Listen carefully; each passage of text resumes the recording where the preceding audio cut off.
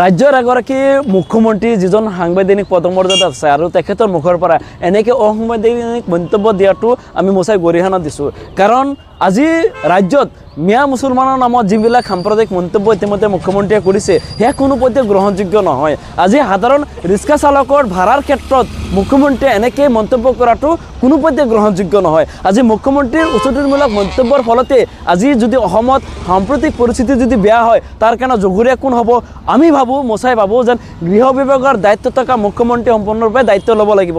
আজি মুখ্যমন্ত্ৰীয়ে মন্তব্য কৰাৰ পিছতে উজনি অসমৰ এচাম দুষ্টচক্ৰই তেওঁলোকে দা লাঠি লৈ মিয়া মানুহখিনিক অত্যাচাৰ কৰা পৰিলক্ষিত হৈছে। গতিকে এনেকৈ বাৰম্বাৰ মিয়া মুছলমানখিনিক অত্যাচাৰ কৰাটো মোচাই কোনোপধ্যে গ্ৰহণ নকৰে। আমি সকীয়াই দিছোঁ, এনেকৈ বেনাৰ লগাই মিয়াৰ নামত অত্যাচাৰ কৰাটো বা মিয়া মানুহখিনিক দা লাঠি লৈ ঘৰে ঘৰে বিচৰাটো কোনখন সংবিধানত পাইছে? গতিকে অসম আৰক্ষীয়ে যদি নিজাববীয়াকৈ যদি গোচৰ ৰুজু নকৰে পৰিস্থিতি ভয়াৱহ হ'ব। তাৰ কিন্তু জগৰীয়া মুখ্যমন্ত্ৰী হ'ব লাগিব। গতিকে আমি আহ্বান জনাইছোঁ মোচাৰ ফালৰ পৰা, এনেকুৱা চিতু বৰুৱাহঁতৰ নিচিনা ব্যক্তিক যদি গ্ৰেপ্তাৰ নকৰে আমি কিন্তু গণতান্ত্ৰিক প্ৰক্ৰিয়াৰ আন্দোলন গঢ়ি তুলিম। আমি আহ্বান জনাইছোঁ মহামান্য উচ্চতম ন্যায়ালয়ে আৰু অসম আৰক্ষীয়ে যদি চমুটো এক্টক যদি কোনো ধৰণৰ গোচৰ ৰুজু নকৰে মোচাই কিন্তু জংগী আন্দোলন গঢ়ি তুলিব। আজি এখন জিলাৰ পৰা আন এখন জিলালৈ যদি ভাৰতীয় নাগৰিকে কাম কৰিবলৈ যায় ইয়াত বাধা দিয়াৰ চিতু বৰুৱাহঁত কোন?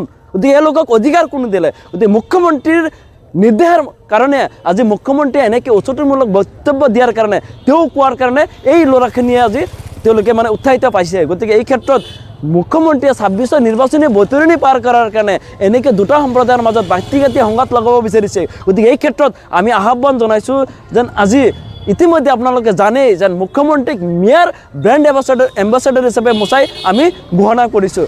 কাৰণ অসমত যেন এনেকৈ মিয়া সম্প্ৰদায়ৰ মানুহ আছে গোটেই ভাৰতবৰ্ষৰ লগতে বিশ্বত মিয়াক চিনাকি কৰাই দিয়াৰ কাৰণে মুখ্যমন্ত্ৰীক আমি ধন্যবাদ জ্ঞাপন কৰিছোঁ। আজি মিয়া ল'ৰাখিনি IAS হ'ব লাগে, DC হ'ব লাগে, SP হ'ব লাগে বুলি আমি মোচাই আহ্বান জনাইছোঁ। গতিকে আমি বিচাৰোঁ যেন আমি শ্ৰম কৰা কষ্ট কৰা এটা জনগোষ্ঠী হয় মিয়া। গতিকে এনেকৈ মিয়া মুছলমানখিনিক টাৰ্গেট কৰাটো সমীচীন নহয়। গতিকে দেশৰ সংবিধানে আমাক অধিকাৰ দিছে। গতিকে আমি আমাৰ মানুহখিনিক আহ্বান জনাইছোঁ যেন আপোনালোকে ল'ৰা ছোৱালীখিনিক উচ্চ শিক্ষাৰে শিক্ষিত কৰাৰ চেষ্টা কৰক। এনেকৈ মানুহৰ গোলামী নহয়, যাতে আমি আমাৰ কামখিনি কৰি যাব পাৰোঁ। আৰু ৰিক্সাৱালাখিনিক আমি আহ্বান জনাইছোঁ যদি কাৰোবাৰ হাতত যদি টকা পইচা নাথাকে তেওঁলোকে বিনা পইচাত ঘৰত থৈ আহিব। কাৰণ ইছলামে এইখিনি আমাক নীতি আদৰ্শ শিক্ষা দিছে।